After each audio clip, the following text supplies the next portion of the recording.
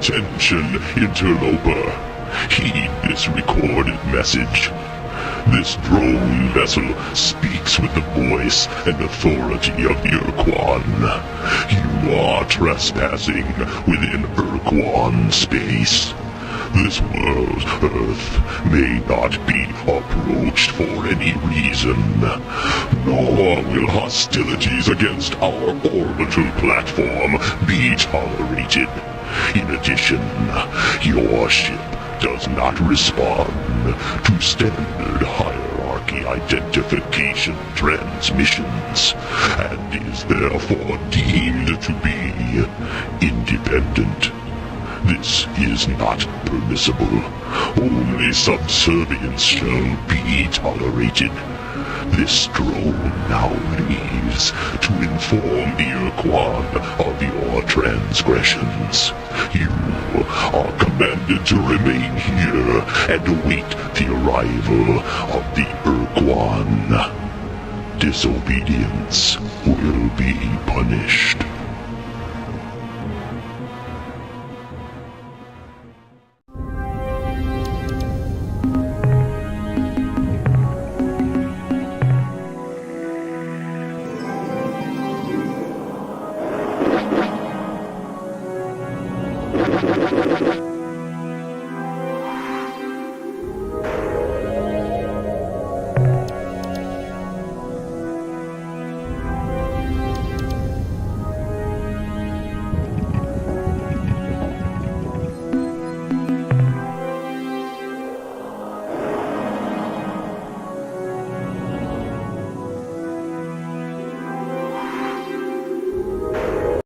Attention, unidentified space vessel. I am Starbase Commander Hayes of the slave planet Earth. Our hyperwave broadcast is extremely weak. Situation critical. Energy cores exhausted. Scanners and deep radar are non-functional. We cannot identify your vessel. Are you the scheduled hierarchy resupply ship? Repeat, are you the resupply vessel?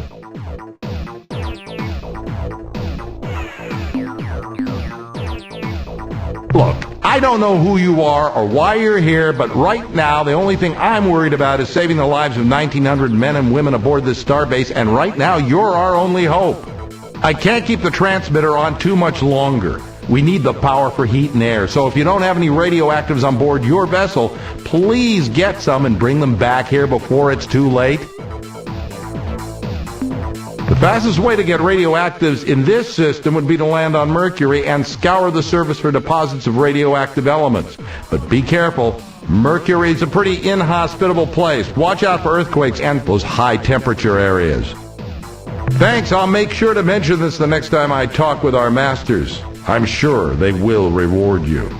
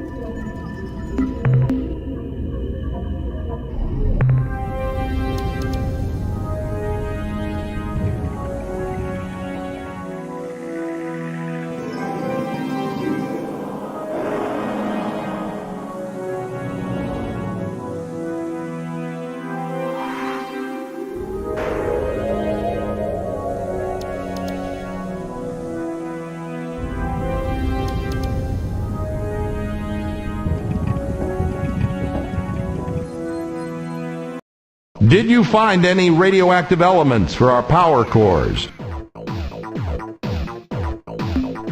I'm sorry, Captain, your message was garbled. Our receivers have very little power.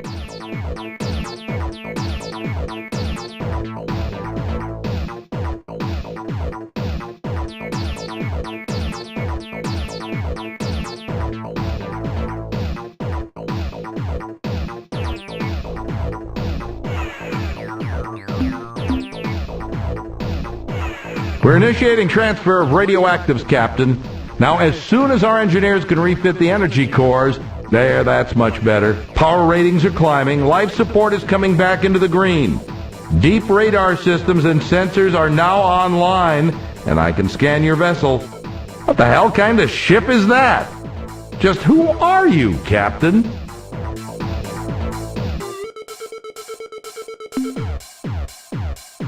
Okay, what do you want to know? Ur-Quan slave law requires that we maintain an orbital space platform to assist hierarchy vessels which are in need of repairs or fuel. Since the shield around the Earth cuts us off completely from the planet, we're dependent on the Ur-Quan resupply ships for our non-renewable resources. The resupply vessels are supposed to arrive every 5 years, at which time the Ur-Quan somehow penetrate the shield and exchange those of us up here with replacement personnel from the surface. When the Alliance lost the war, the Ur-Quan gave Earth a single choice: join the hierarchy as battle thralls and fight for the Ur-Quan to enslave other sentient species, or become fallow slaves and be forever imprisoned on a single world encased in an impenetrable energy shield here on Earth. We choose not to fight for the Ur-Quan. Soon after the Earth accepted the Ur-Quan's oath of fealty, they departed, leaving behind a battle group of Spathy and Ilrath ships based on the moon.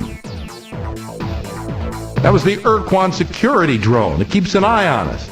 Captain, what happened to the spy drone?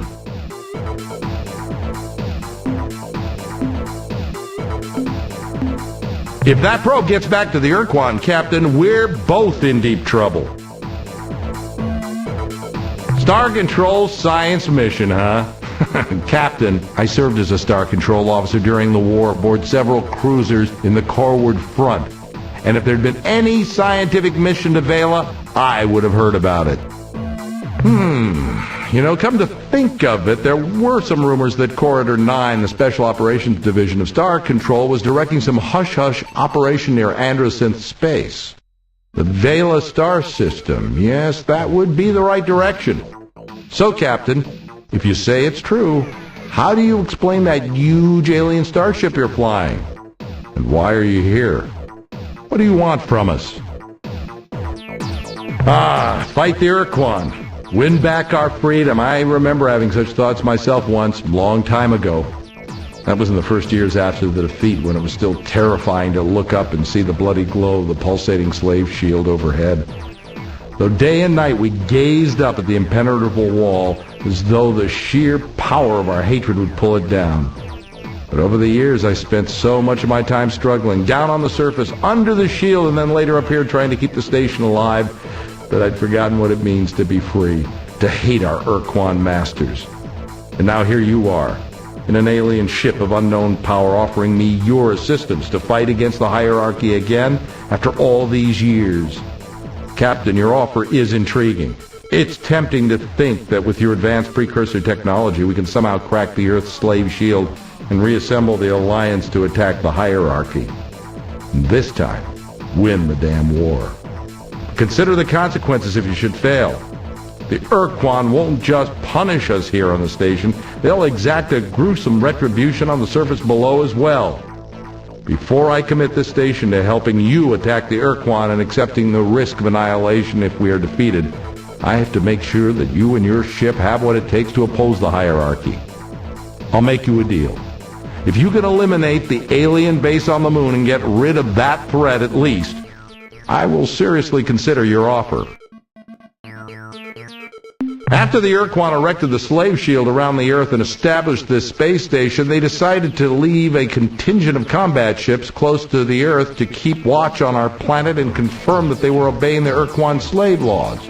I'm certain they're still out there on the surface of the moon because we can pick up a constant stream of alien broadcasts. Be careful, Captain. There are probably a dozen Spathi eluders and Ilrath Avengers down there on the lunar surface. I don't know why they haven't come after you yet, but when they do, you'd better have your weapons armed and your thrusters burning hot.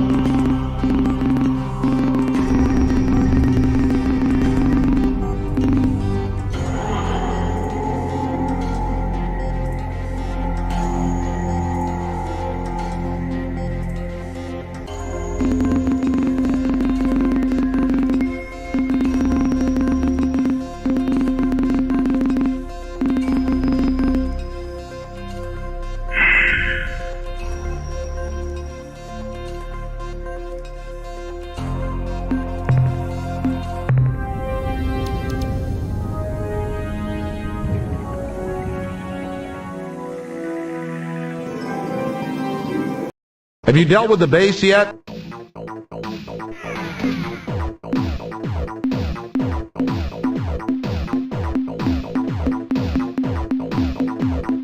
You fought them, Captain? I hope you didn't suffer serious casualties. I'm sure the experience was disturbing. Captain, listen closely. Long-range sensors show a ship closing on this station fast. Our computer identifies it as Ilrath, Avenger class. I think you've got a fight on your hands, Captain. Your best bet is to wait until you have point-blank range. Captain, it's jamming our signal. By the fetid breath of the Dark Twin Kazon, a human and an alien starship. How fascinating. When I intercepted that Ur-Quan drone and learned that an unidentified starship had approached Earth, I never expected to find such a remarkable vehicle in the hands of a human. Humans are prey animals, weak and helpless. But here is a human in an armed starship, and therefore in direct violation of the oath of fealty. I am sure our masters, the Ur-Quan, will punish Earth most severely for this treachery when I present them with the twisted wreckage of your ship and your many charred corpses.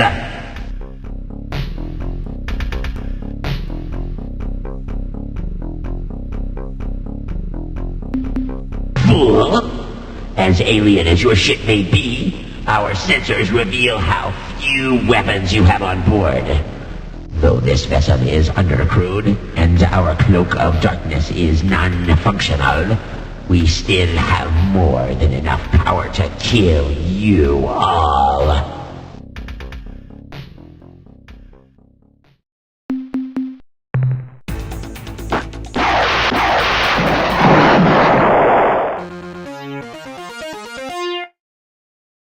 What a beautiful sight, Captain. I haven't seen an Avenger blown away like that since the battle in Draco.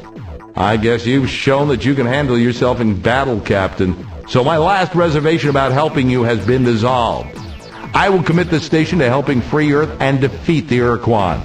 We may get our atoms rearranged in the process, but by God, Captain, we're going to try. So the obvious first step is to get the precursor equipment and software over here so that we can make it work with our ship repair fabricators. But then what, Captain?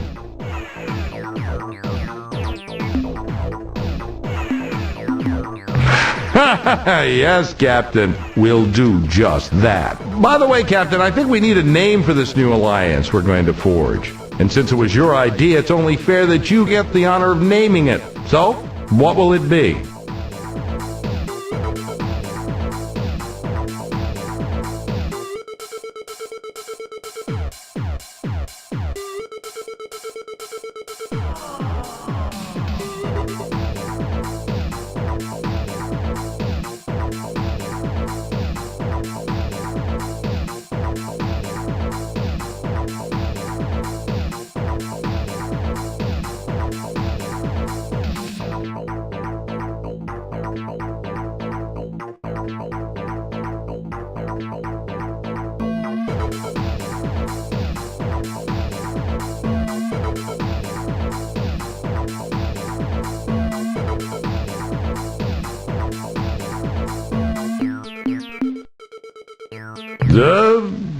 Well, you're the one with the big starship.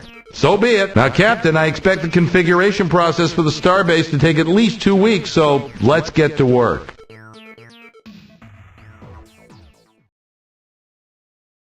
I have good news to report, Captain. We have successfully integrated the precursor technology from your ship into our fabricator system, and as you can see, we've already begun minor repairs on your ship, patching up some of the micrometeorite holes.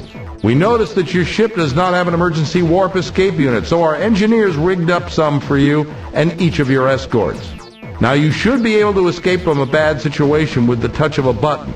But there is a cost, however. The unit gulps up 5 fuel units each time your precursor ship uses it.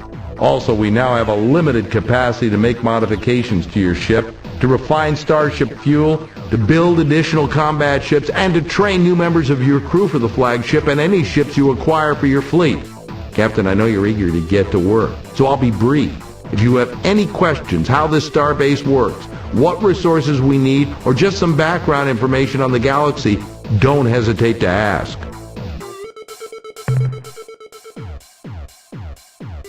The more minerals you bring us, Captain, the faster we'll be able to tackle the Ur-Quan. Farewell, Captain.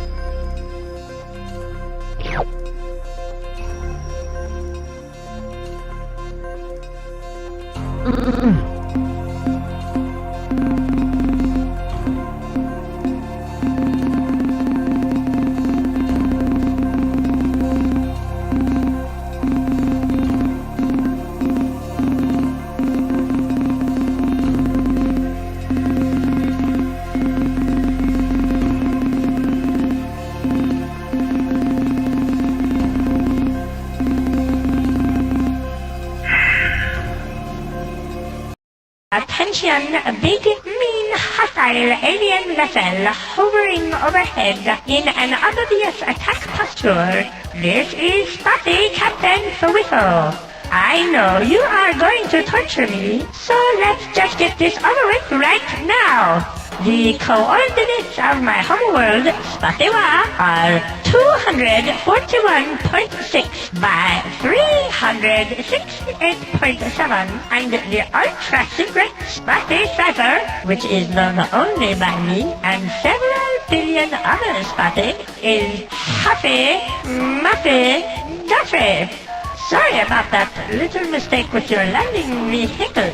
I was so startled when it approached my vessel in a threatening manner that my automated defense systems fired on it when it got too close. I hope nobody got hurt.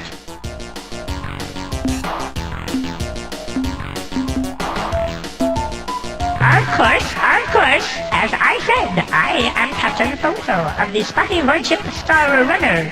Our sensors have tracked your entry into the system, which you are no doubt here to conquer. And while you are certainly welcome to do so, we would be greatly appreciative if you would please just go away and forget this star system ever existed. If you don't go, it will greatly complicate our master-slave relationship with the Ur-Quan, who stationed us here to watch over the Earthlings.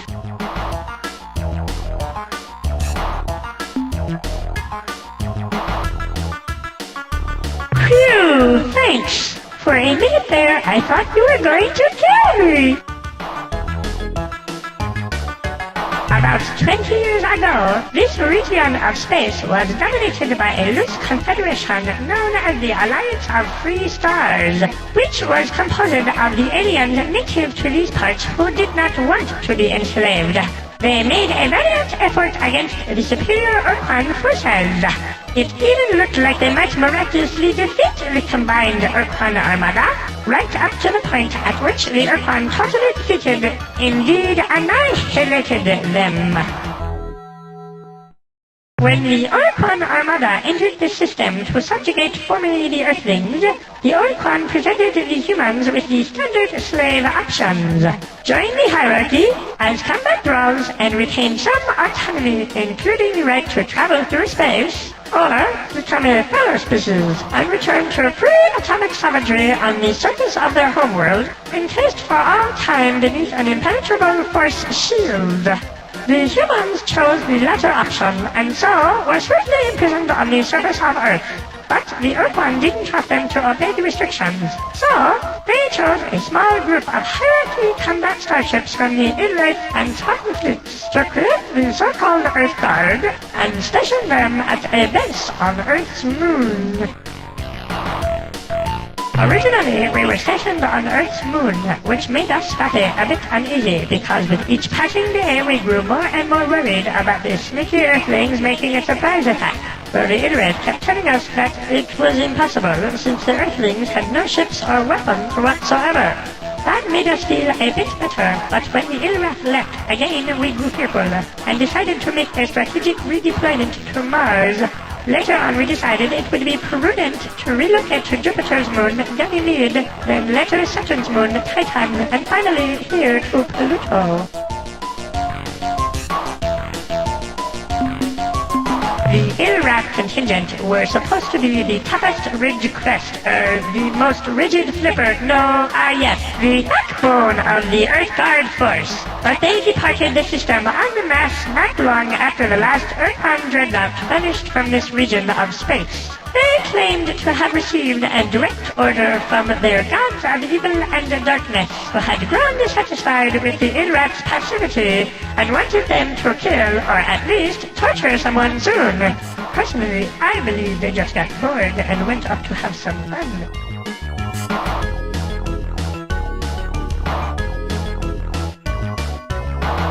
Well, when they were pushing up into hyperspace 18 years ago, we asked them that very question, and I think they said something to the effect of, Real soon.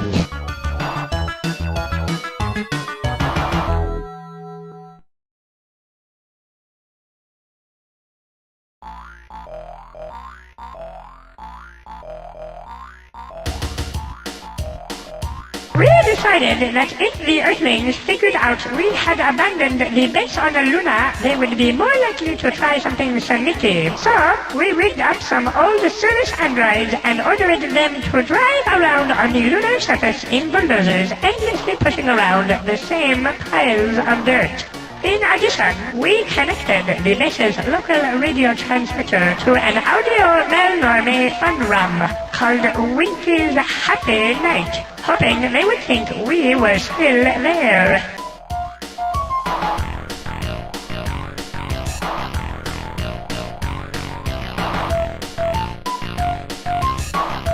Over the past years, it became necessary to redeploy strategically some of our Earth-powered forces to our homeworld in case of a sudden surprise attack by a vicious, unrelenting alien race which we Spotty call the Ultimate Evil! Dozens, that is to say scores and perhaps even hundreds of my brethren stride through the corridors of this specially modified, super-efficient, mass destruction-oriented starship, which could lay siege to an entire planetary system should we choose to do so, which, fortunately for you, we have decided not to do today. I am undone! You are far too clever for a poor Spotty like me, and now I must submit to your superior alien intellect.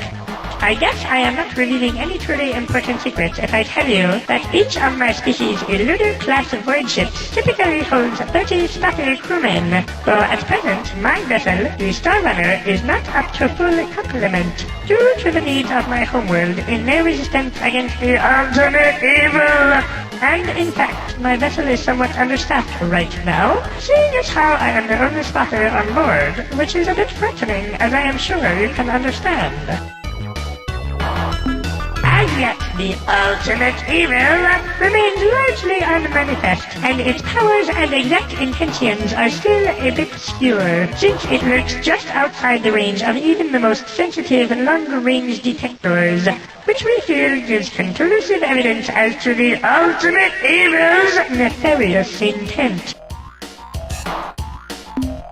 Since it was our most powerful and unforgiving masters, the Ur-Quan, who stationed us here, we knew it would be grossly stupid to disobey them completely, but we decided it would be okay to send just one ship home. We used one of our most ancient and solemn rituals, Taffy, to pick the lucky ship. Then, some months later, we decided that it wouldn't really hurt if we sent one more ship home. And then later we sent another, and then another. Well, you get the idea. Alas, as fate would have it, when the final ritual was performed, I, Barriffo, was left here alone. For, as even the most immature in wrestling knows, there must always be one spotter who picks the short top stick. Our masters don't really keep us very well informed about their goings-on, so that all we know is that immediately after the subjugation of the last Alliance race, the Hut, I think, the Ur-Quan gathered their dreadnoughts and departed for the edge of the galaxy, commanding us to obey the slave laws or face their wrath when they returned.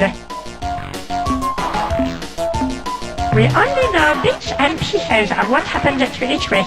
For instance, when defeated, the Yahat joined the hierarchy as combat thralls, while the Cyrene chose to be slave-shielded on a planet in the Bug-Squirt star system. No, that's not right. I forget its name. Anyway, where was I? Oh yes, the Shafixti. They were utterly wiped out in a gigantic blaze of glory. The Shafixti were half feral, as you know, having been uplifted by the Yahat just a few decades before the start of the war. Given their habit of detonating those suicidal so-called glory devices in combat, it came as no particular surprise to me when, upon the arrival of the Ur-Quan Primary Task Force at their homeworld, the Shafixti caused their sun to explode in a colossal supernova, destroying the entire planetary system, and not incidentally dozens of Ur-Quan dreadnoughts. Me? You mean me, personally? How nice of you to ask! I was born a poor green incrusting, the youngest child of a family of 18,487. My male parents had to work hard to support us, very hard, but each of my brothers and sisters and I tried to help out to make ends meet. The female parent was kind and sweet to all of us. Why, she once even called me by name. She said, "Forever, forever long, please please answer the door. I want someone's there." What a treat, a golden memory. I swiftly matured into a fine example of my species with my parents' assistance. Achieved independence. Specifically, they pried me from the door jamb and rolled me into the street. Thus prepared, I set out to make my fortune. I had great dreams in those days. Yes, great dreams. I knew that someday I would be vastly rich, wealthy enough to afford a large, well-fortified mansion. Surrounding my mansion would be vast tracts of land, through which I could slide at any time I wished. Of course, one can never be too sure that there aren't monsters hiding just behind the next bush, so I would plant trees to climb at regular, easy-to-reach intervals. And being a spotty of the world, I would know that some monsters climb trees, though often not well, so I would have my servants place in each tree a basket of correct stones. Not too heavy, not too light, just the right size for throwing at monsters. I was thinking about what color the stones would be painted. Aqua, mauve, or magenta, when a vegetable cart came careening down the street outside my house and knocked me unconscious. When I awoke, I was aboard the void ship Star Runner, headed for Earth. Apparently, I had been out of my head for quite some time after the accident, and with the assistance of some kind strangers, had been relieved of my funds and convinced to join the Navy, where I have been unpleasantly employed for the last 25 years. How true, Captain, how true! In truth, just between us, during the past 7 years, I have been quite ill at ease, and yet now I find myself enjoying your company. This witty dialogue, and the presence of your huge, powerful, death-dealing starship, which, being my friend, you would certainly feel compelled to use in order to save me from any hostile life forms who threatened me with death.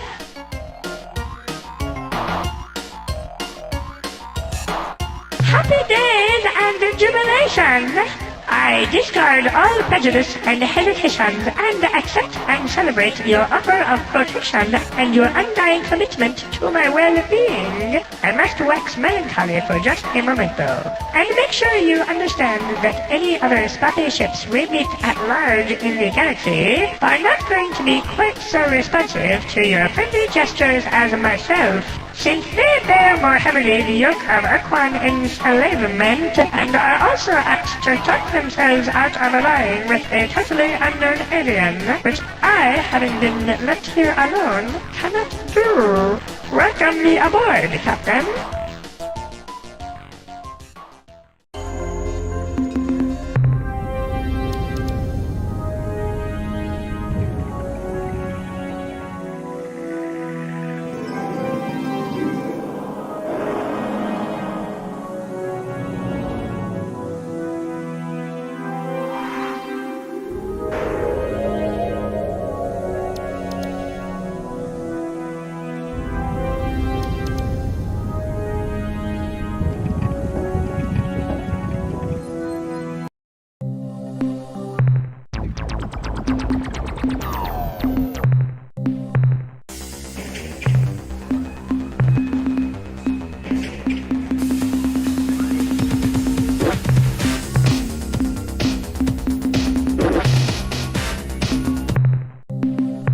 Captain, I'm glad you made it back in one piece. Not a bad job, Captain. Farewell, Captain.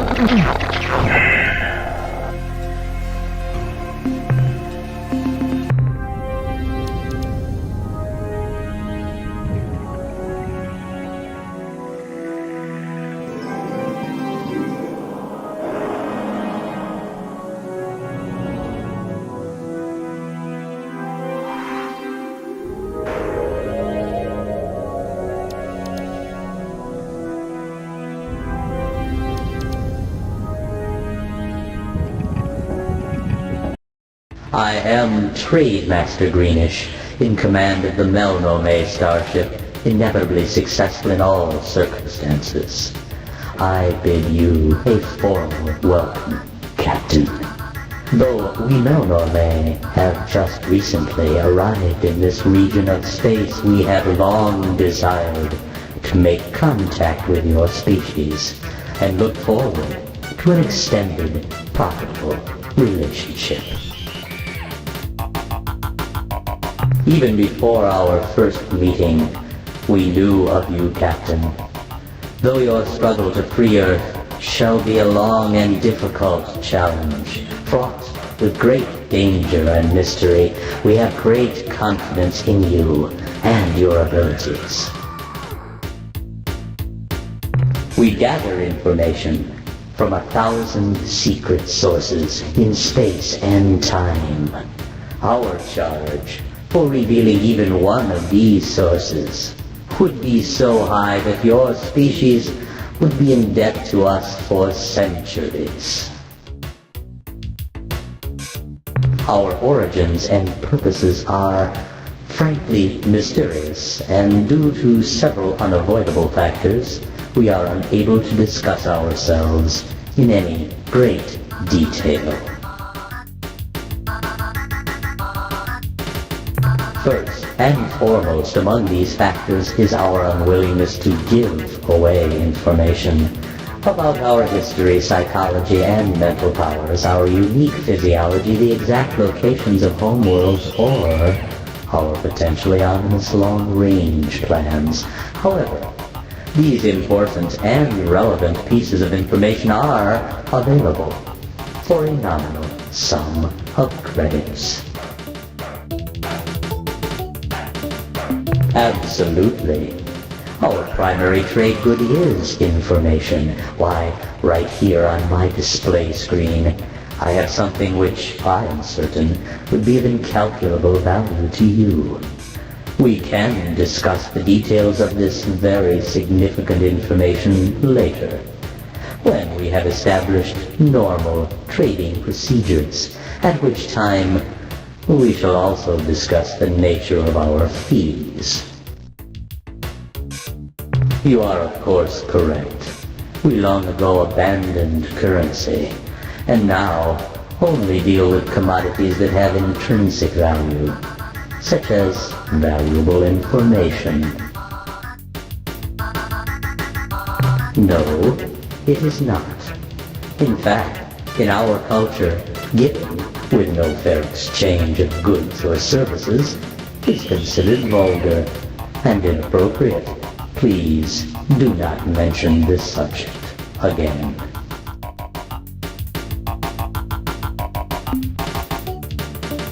Yes, let us get down to business. Since this is your first time trading with us, let me explain how our system works. We are interested in purchasing certain items, specifically biological data on alien life forms, and the coordinates of certain strange worlds whose radiant energies defy all scanners, producing a rainbow-like image. In exchange, we have many interesting and valuable commodities, such as fuel, compatible with your starship's hyperdrive thrusters, technological specifications, allowing you to build new devices for your ship, and many important secrets which may help you in your travels. To facilitate trade, we translate all your sales into interstar credits, with which you may make purchases.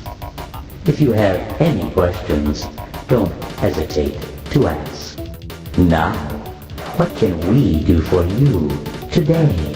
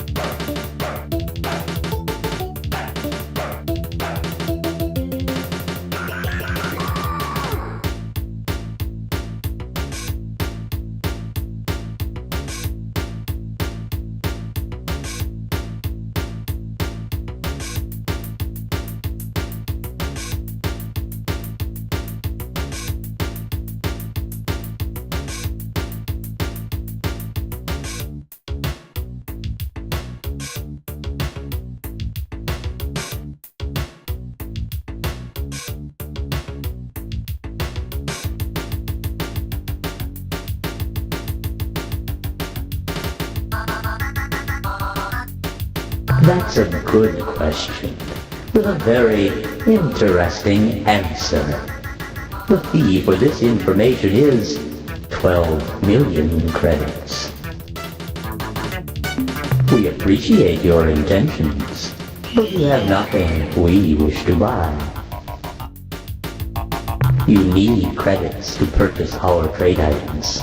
To earn credits, you must sell us the items we desire, which are biological data on alien life forms, and the coordinates of certain strange worlds, whose radiant energies defy all scanners, producing a rainbow-like image. It has been a pleasure dealing with you, Captain. We look forward to your next visit.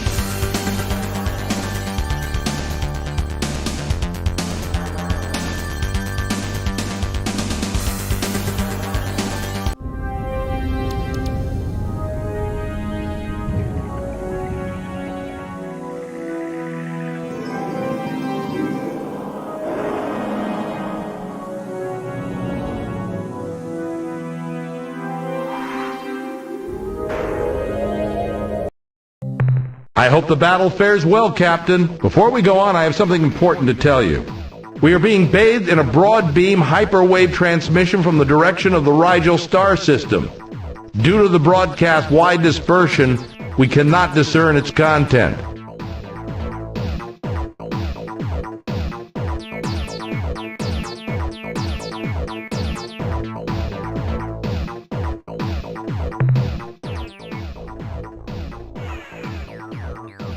Excellent work, Captain. Return soon, Captain.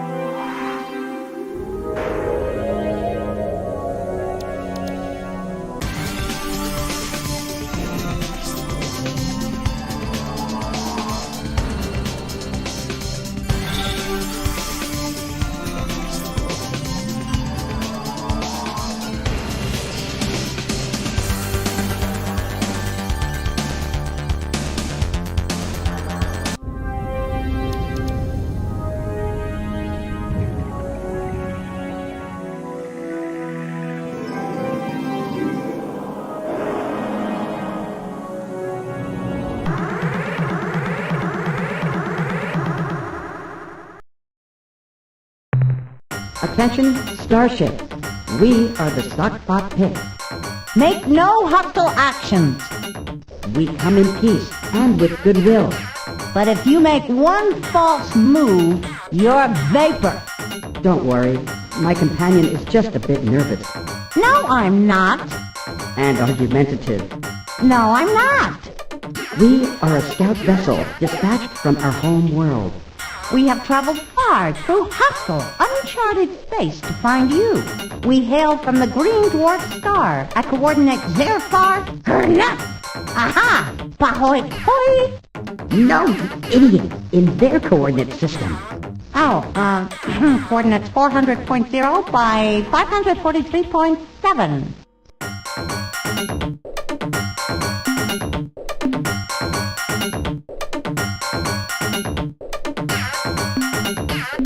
He is. No, she is. No, I'm not. Yes, you are. Christ, we've been through this a million times. That doesn't change anything. You're the bot. Well, Captain, as you can see, this is a point of some contention. Bot! Hooray! That we finally found our saviors! Maybe. At last, our search is over. It is just as the great crystal ones promised. They look sneaky. I think they're lying. Quiet, fool. Can't you see our nightmare is over? This ship is from the great crystal one's fabled alliance, the Alliance of Three Stars. Maybe.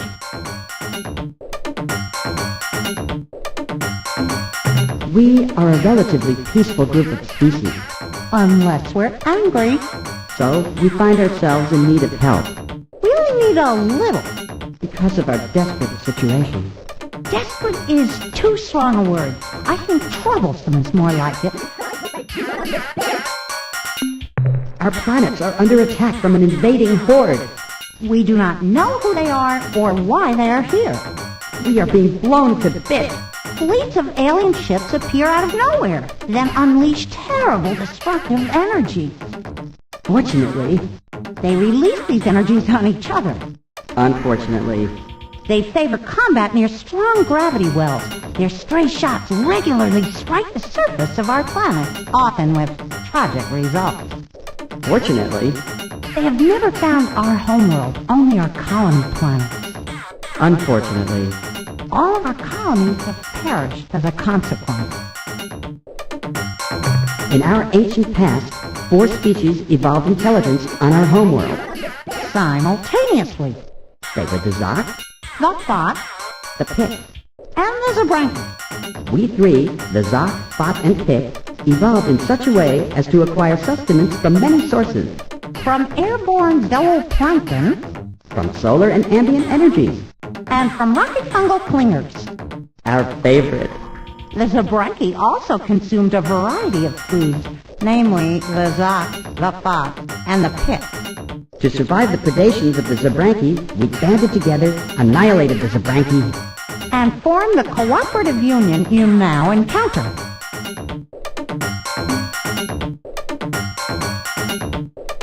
Some of the vessels are huge green battleships which launch wave after wave of small fighters. The other ships are black as space, and their hulls are carved with strange alien writing. In combat, the 2 ships seem evenly matched. One fires blasts of fusion energy, while the other launches spinning projectiles.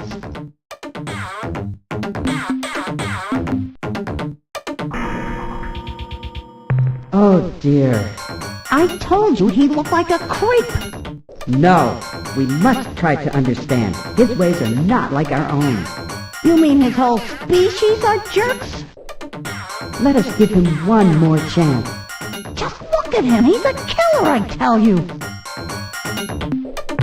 These are the words we have prayed for. Hey, this trip's not a waste after all. More than anything, we seek an ally to help us survive in this hostile universe. We're having some problems of that general nature. But we are only emissaries. You must meet with our leaders. They are wiser, more powerful beings. They look just like us, though. Fly to the star called Alpha Tucanae. The planet closest to the sun is our home. And if possible, hurry.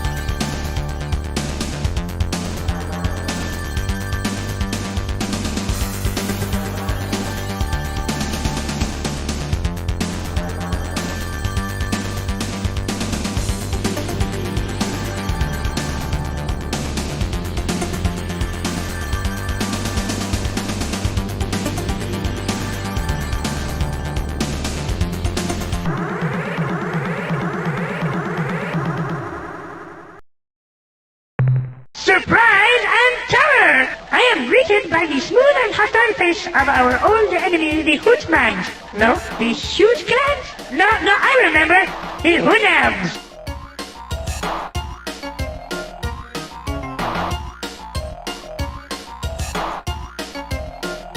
Beauty is in the eye of the beholder. Oh yeah? Oh yeah? Well, you are too! Look, can we keep this as a secret between the two of us? It's really rather embarrassing.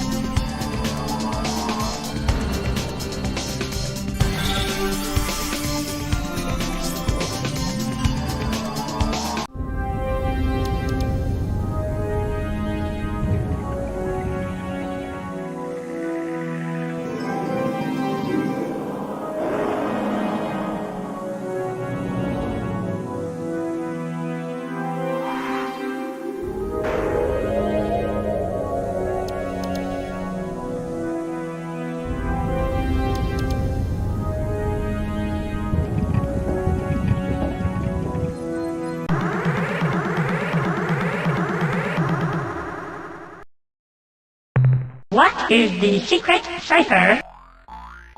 We are the fake ones, the Spotty High Council. You have given us the correct cipher, and so you will not be destroyed immediately. Now, if you please, tell us how you acquired our most secret Spotty cipher, which every Spotty swears never, never to reveal, even when threatened with considerable pain. No doubt. We are too afraid of the Ur-Quan to consider such an alliance. They would most certainly punish us with extreme tortures. Hello? Hello? Awaken from your dreamy state, Unam. Now is the time for realism, not wild fancy. Yes, your vessel is unique. And here is the crux of the problem. A unique, meaning singular, starship is not equal to the task of destroying the entire Ur-Quan armada. If you had, say, 10,000 similar starships, we could take your boasts more seriously. Well, that would probably work, but I have a better idea. A test. One of those questy kind of things.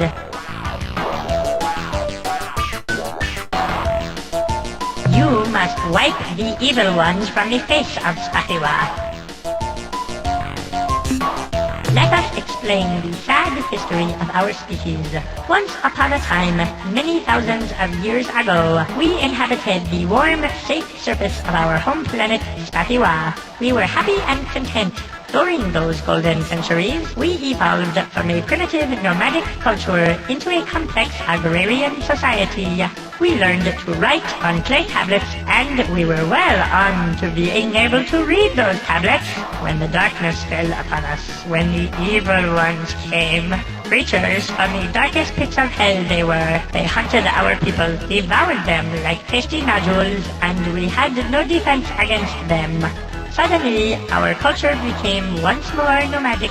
We fled across the oceans from continent to continent, but the evil ones always followed. Spurred by our great need, we advanced from bronze to atomic technology in less than one of your centuries. But none of our innovations was a match for the evil ones' natural cunning and ferocity. Finally, with no other option available, we fled our world and took up residence here on our own moon, where we have resided most uncomfortably for the last 300 years. We will await your return with great anticipation. Simultaneously, we will prepare a short, poignant eulogy to mourn your demise.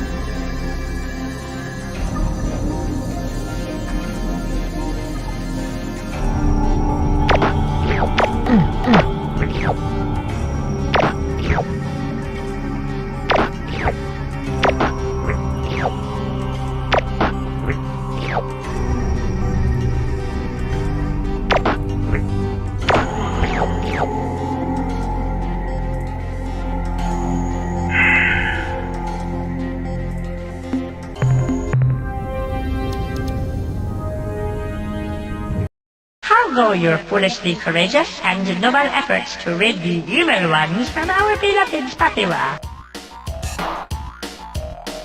This is wonderful, too good to be true. We will immediately begin transporting Spati from this unpleasant moon down to the safe surface. We shall send in crustlings and the infirm elderly first as a special honor. Please come back later to receive your accolades.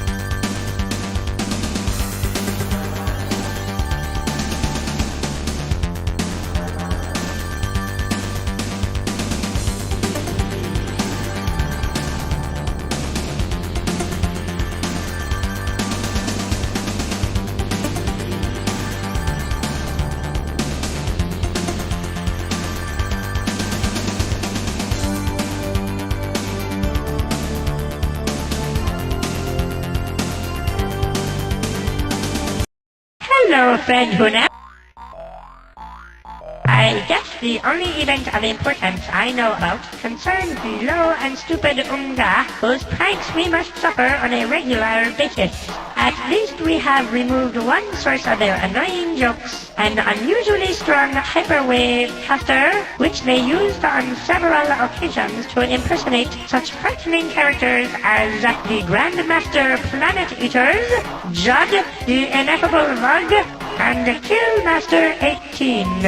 Needless to say, we did not fall for any of their hijinks. In fact, we succeeded in taking from the Unga their precious caster, thus ending their attempts at sick levity. Certainly, perhaps beginning with some advice. Don't presume we are stupid. Goodbye, Hunam. I hope you aren't eaten by monsters.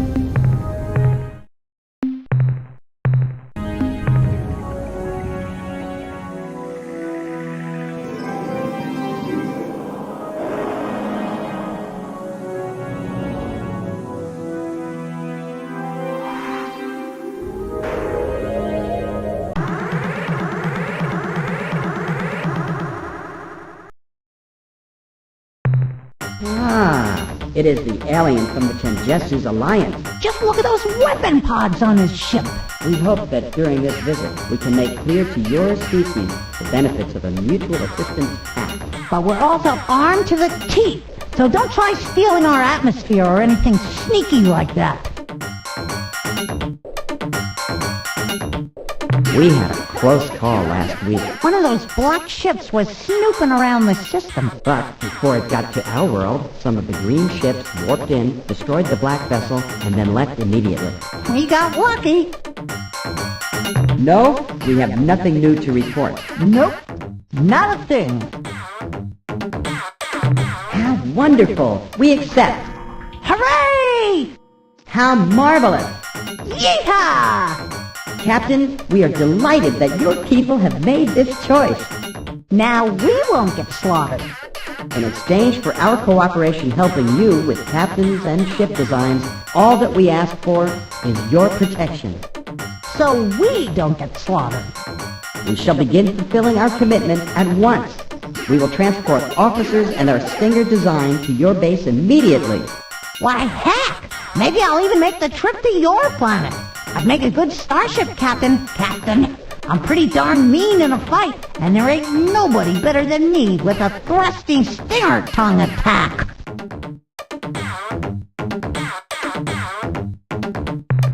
Sure. What do you want to know? Just ask away.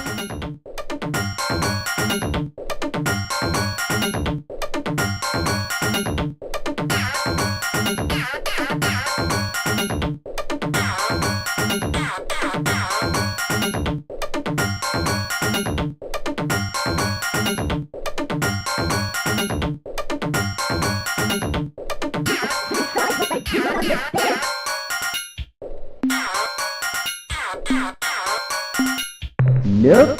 Not a word.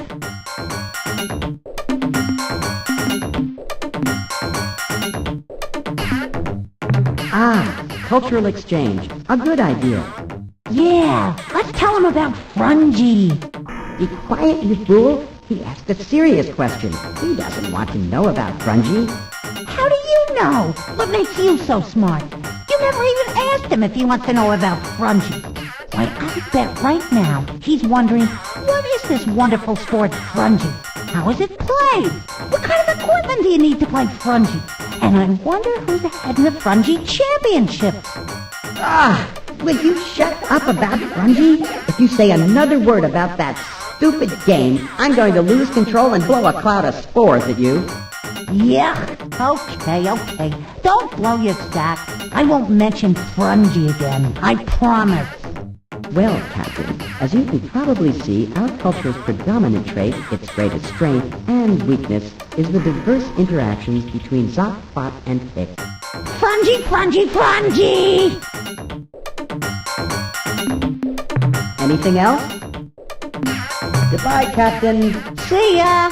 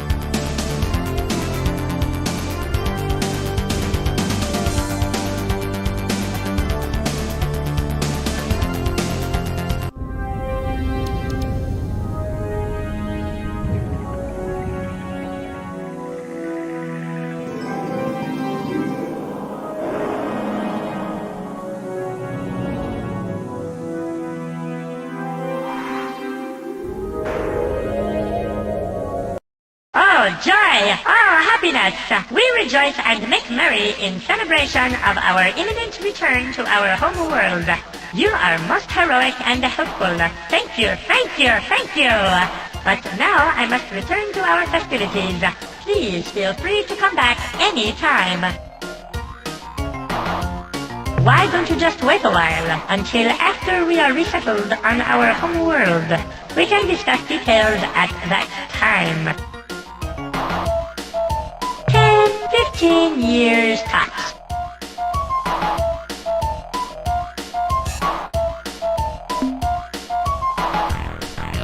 Goodbye.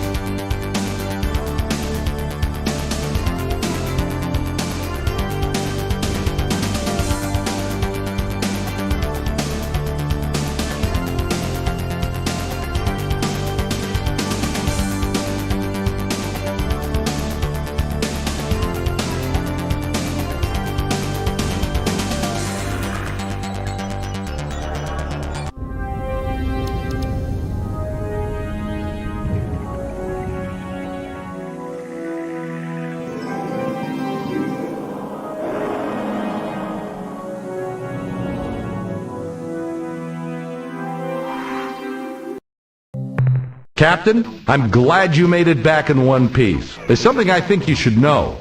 It would appear your diplomatic efforts have struck gold, Captain. We've been contacted by a race called the Pkunk, who wish to fulfill their part of the unification, something you have arranged with them, I gather. They have sent us specifications for the Stinger-class attack vessels, as well as a large number of Pkunk commanding officers. You're doing a fine job, Captain. Good work, Captain. Blow up an Ur-Quan for me, Captain.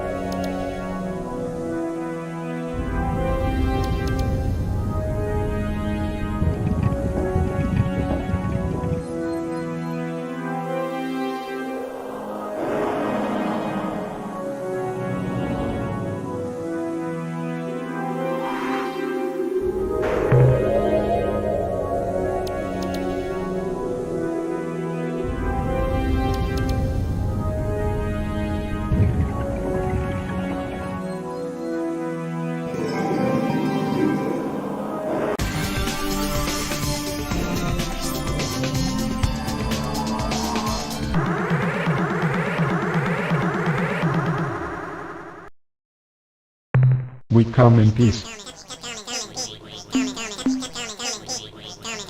Mission description follows. Traverse space recording data. Seek materials for replication. Replicate to expand scope of mission. Contact life forms in peaceful manner. After 10 replications, return to point of origin. End of mission description. Priority override. New behavior dictated. Must break target into component materials.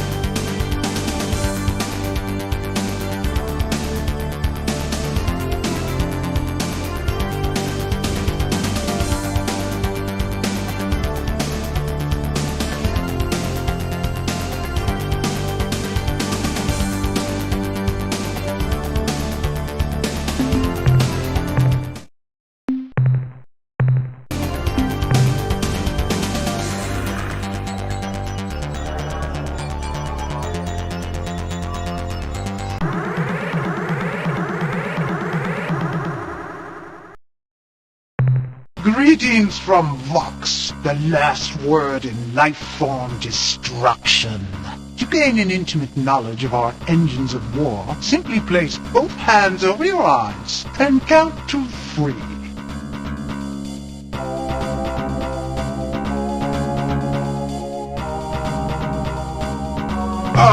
You are even uglier than I had thought possible. Can't you see you are making me sick? Please, foul creature, turn your head, or better yet, put a sack over it. Never mind. I have adjusted my display so it is dim enough to be tolerable. In answer to your question, our response is simple. We must attack you because our masters, the Ur-Quan, wish it so. Now, if you don't mind, stop nodding your head like that. We Vox do not share this range of motion, and it appears as though your neck is broken and you are a jabbering corpse. Ugh! Do we need another reason? I understand. You refer to the first human encounter, the insult. What more can be said? On that day, your species proved its true crass nature. You see, we Vox pride ourselves on our open-mindedness, our ability to see beyond even the most bizarre and disgusting face like yours. But that insult was so low, so totally reprehensible, that we will never forget it. Yes, to be honest, that event pretty much fixed our attitude setting at abhor. I suspect we will despise you forever. Probably not.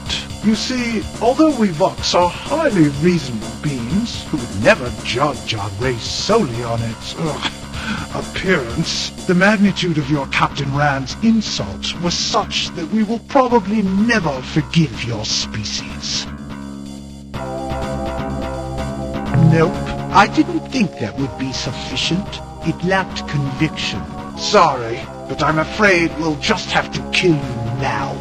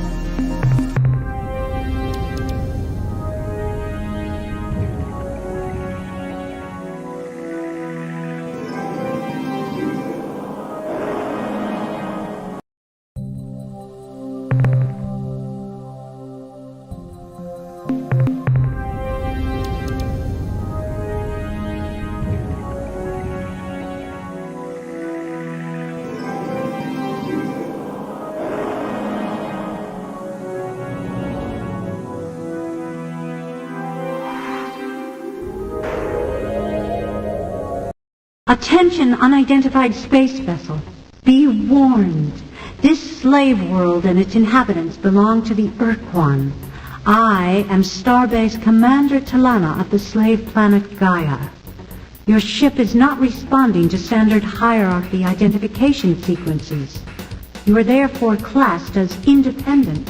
And what? Is my monitor display correct? Is that a human commanding that vessel? Who are you?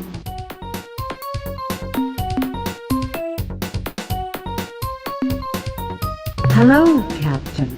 But you haven't answered my question fully. Why are you here? Where are you from? Has the slave shield been lifted from Earth?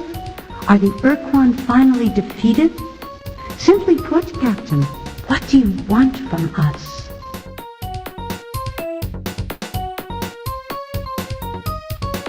Look, friend, I appreciate your offer, but we don't want your help. Why? I'll tell you why. Because we're not going to do anything to antagonize the Ur-Quan. That's why.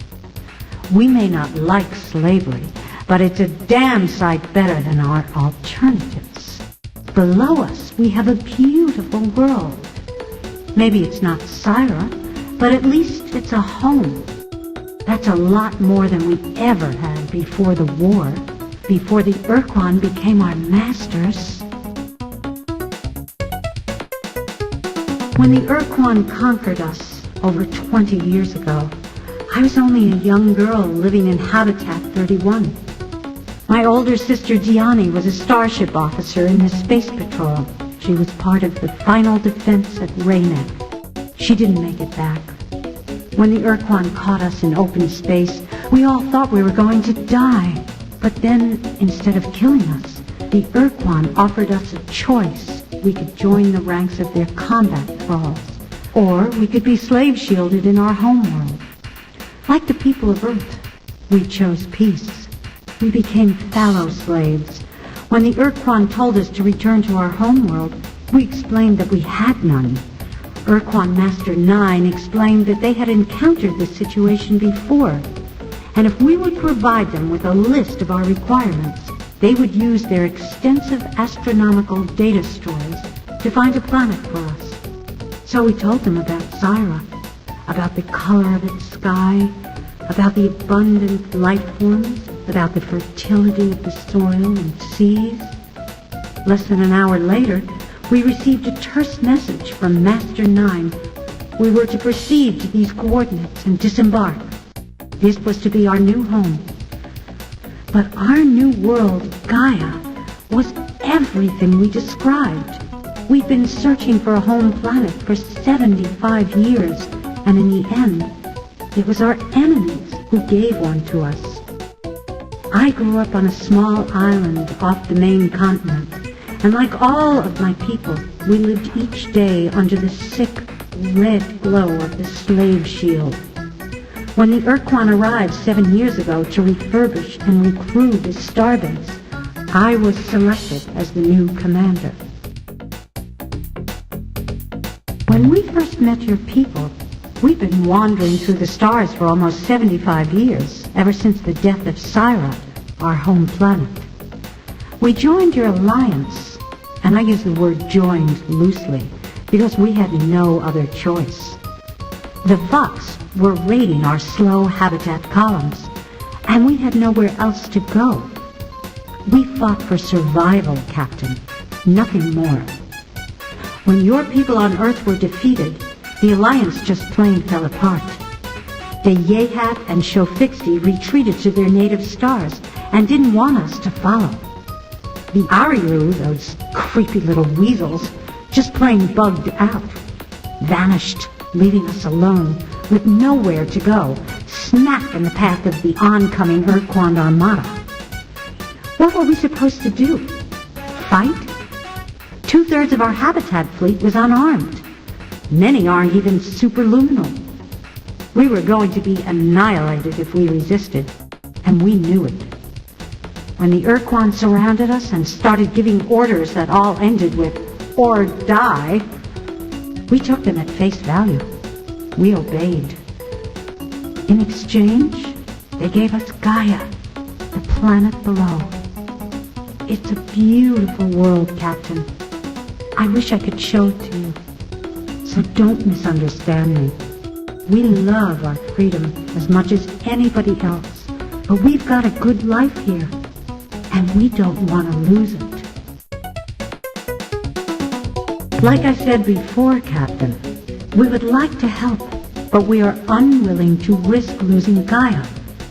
Unless you can find a much more compelling reason for us to get involved, you're on your own. Maybe some other time, Captain, I can show you the hidden functionality of my uniform, knife included.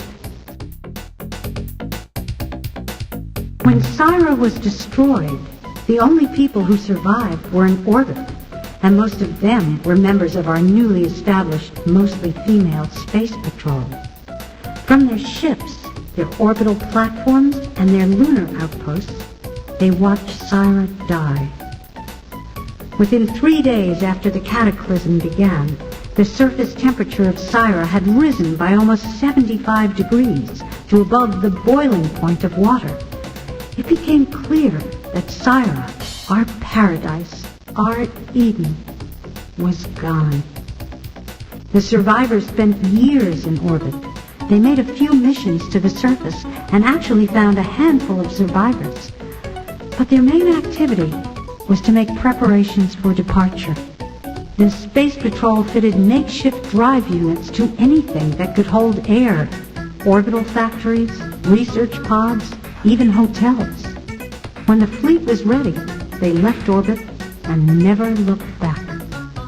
The final population of our species was less than 10,000, with only 500 males, but they were the best and the brightest. For the next 75 years, our people wandered at sublight speed through the stars, looking for a new home. Don't worry about us, Captain. We make out all right. Our species are almost identical, almost too close a match to be just a coincidence. Our bodies are very similar, Captain. Except for certain parts. Our cultural development is also mostly parallel. Like you Earthlings, we evolved a society from primitive tribes whose main function was to protect themselves from the large reptiles native to our old world. The main difference between our two sets of cultures, the split in the paths of our development, occurred in what would have been your prehistory, say 5000 BCE. In your world, the agricultural communities were conquered by the more primitive, but also more aggressive migratory herding peoples. This led to a particular kind of sexual and political dominance structure which pervaded almost all of your Earth cultures until the early 21st century. On Syra, our only primitive migratory tribes were confined to our mountainous regions. Their herd beasts, the Waima, did not do well in the agricultural basins and plains. The two cultures were isolated until much later, when the technological superiority of the farmers curtailed any major conflict. It was our paradise, Captain, our Eden. Earth is the only world we know of whose variety and richness of life even comes close to Syra. Again, like so many other things about our two species, our worlds were very much the same, at least before you began encasing yours in concrete and plastic. Syra's gravity was a bit lighter than Earth's, and its day was 50% longer. Our diurnal cycle is therefore different from yours. We spend 20 hours awake, followed by 10 hours horizontal. This subject is very difficult for us, Captain, but I will try to recount those sad days. Like your solar system, ours had a large population of comets and asteroids. Large meteor impacts, though rare, were not unheard of on our planet. So it was not a total shock when an asteroid penetrated our atmosphere and hit the surface. What was odd was that unlike most other meteors, this one was not pulverized on impact.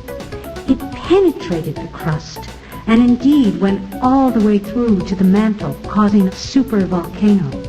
The earthquakes caused by the impact were severe. The magma pumped out of the caldera wreaked significant damage on the nearby terrain, but within a few weeks it had cooled, forming a solid rock bandage over the wound. Within a few months, we had cleaned up the mess. The caldera was calming down nicely, and things were pretty much back to normal. Then, just over a year after the impact, all hell broke loose on the surface of Syra. Huge calderas were opening all over, not just around the meteor impact, but everywhere. The scope of the disaster is impossible to imagine. Entire cities sliding into oceans of molten lava, kilometer-wide sections of land pulverized by a cataclysmic explosion, and clouds of poison gas and superheated steam created a death shroud around Syra. Until then, Earthling.